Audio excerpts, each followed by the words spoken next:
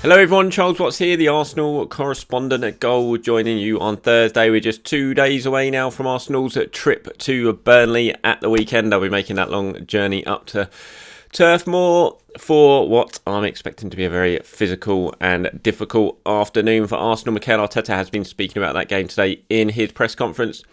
If you haven't seen it, I'll just run through a little bit of what he had to say during that press conference today. Some interesting points, I thought, some on the goalkeeping situation, which is a big talking point at Arsenal right now. Bernd Leno versus Aaron Ramsdale.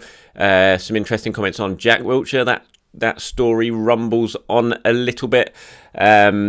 And a bit of team news as well, that sort of thing. So let's get going, shall we? We will start with the big talking point at Arsenal right now, the goalkeeper situation. Who is number one? Is it Aaron Ramsdale? We started last week in the win at Norwich, or is Bernd Leno going to come back? There's some interesting reports coming out of Germany this week that potentially Bernd Leno has been told by Mikel Arteta that he was just given a bit of a breather for 2 games and that he would be back for the North London derby against Spurs. Personally, for me, I can't see that at all being true. That would really confuse me should that be the case. He may have been told it would be back in 2 games, but I don't think that would be for North London derby. I'd expect that would be for the Wimbledon game, which would be 2 games off for him coming back for the Wimbledon game next Wednesday before the North London derby. It doesn't really sit right with me that you would suddenly take Leno out, bring Ramsdale in for 2 games, then no matter what Ramsdale does in those 2 games, suddenly you drop him again for North London derby. It's just a bit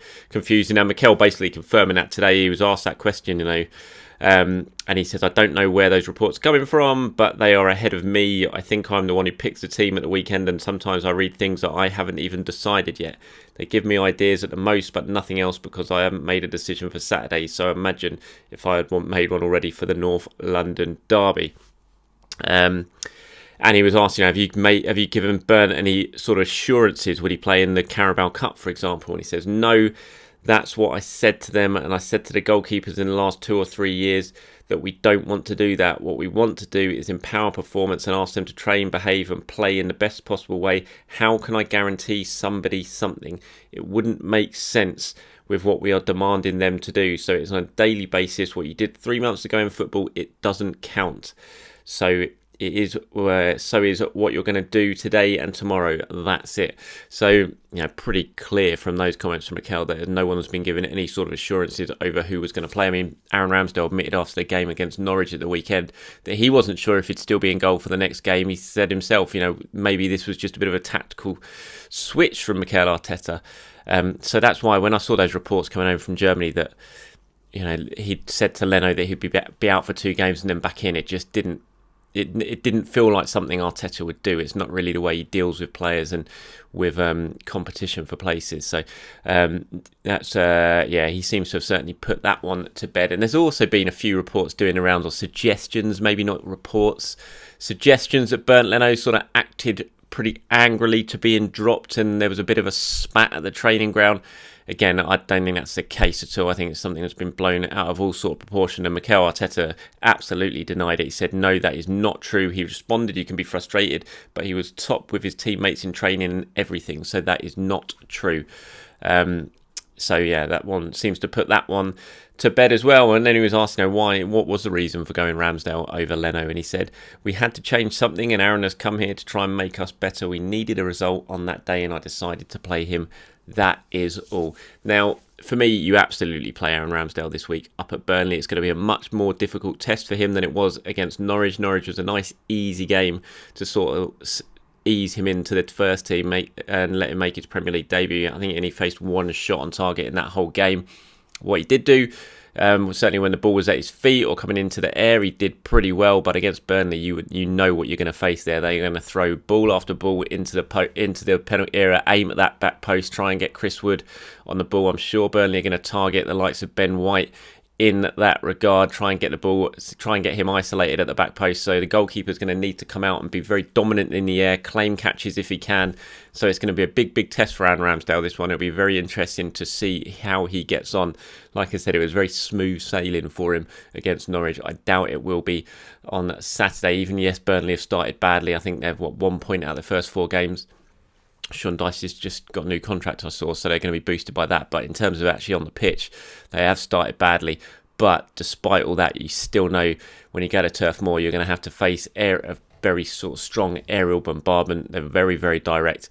They're going to look to get balls into the box very quickly. So it's going to be a difficult afternoon for Aaron Ramsdale, and it's going to be interesting to see exactly how he gets on. But I fully expect him to start that one.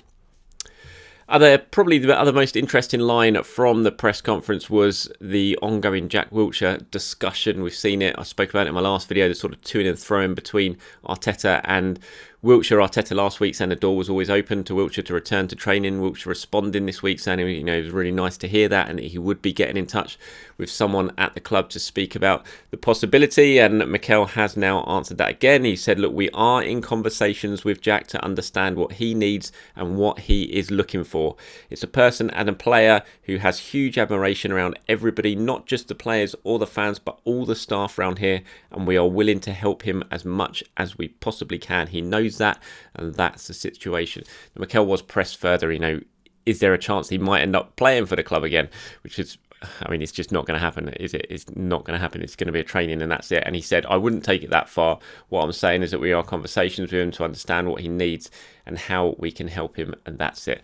Look, as much as I love Jack Wilshere, and I know that everyone out there loves Jack Wilshere as an Arsenal fan, and it'd be great to see him back training and be back at the club again, because it was very sad when he left. But I think the ship has sailed when it comes to Wilshere possibly playing for Arsenal again. That is just taking things a little bit too far, isn't it? It's just not going to happen.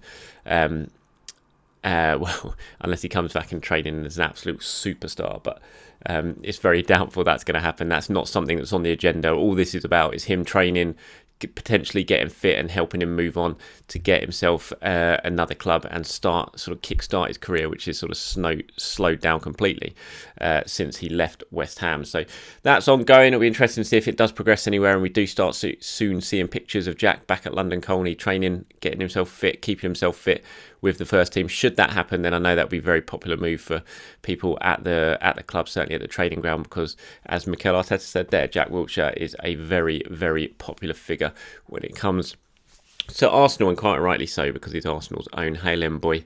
And hopefully he can get himself back sorted and get himself a new club.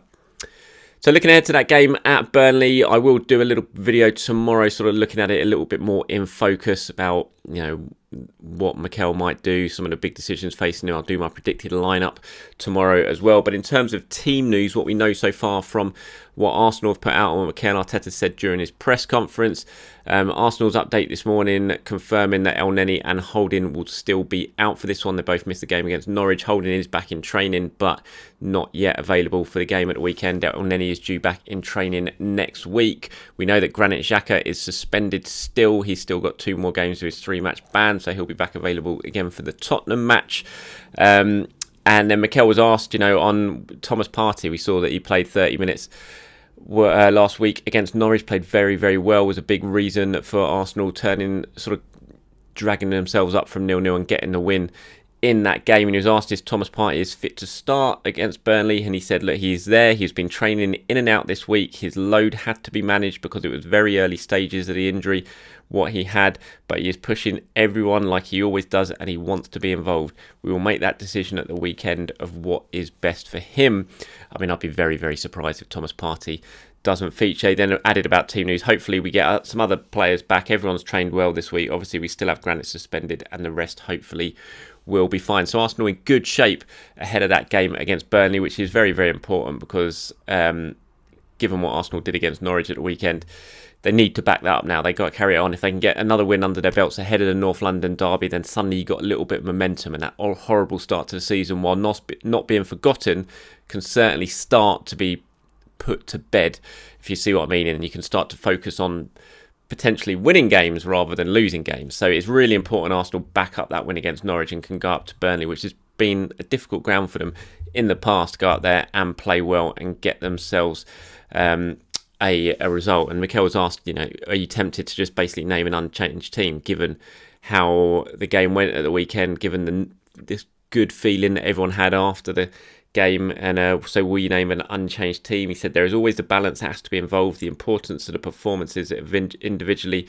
been put in, and understanding the reasons and whether it was because of the individuals or the execution that those individuals had on the plan that was put in place, and if the same will be for Burnley. So let's see. Everybody's trained well, and tomorrow there is another session, so let's see what is best for Burnley. As I've said in the previous video, I think it was yesterday's video, I wouldn't be surprised if Arsenal go with a back three against Burnley. We haven't seen that yet this season. It's been back four in all the games. And what was it again? I can't even remember against Man City, that bizarre lineup that he picked. I can't remember if that's back four or back three. But anyway, looking at Burnley and looking at the aerial ability that they possess, and I just wonder if he might go with a back three and sort of try and make Arsenal a little bit stronger in the centre-back department when it comes with dealing with air. Like I said, I wouldn't be surprised if Burnley start trying to target Ben White a little bit, and so if you bring in Tomiyasu and Gabriel either side of White, that might well help with the crosses that are going to come in. So it's certainly an option for Mikel, and it'll be interesting to see if he does that or not. But we'll talk about that Burnley game a little bit more in detail in tomorrow's video. Until then, everyone, have a very good day. Thank you once again for watching. As always, I'll speak to you soon. Have a good one.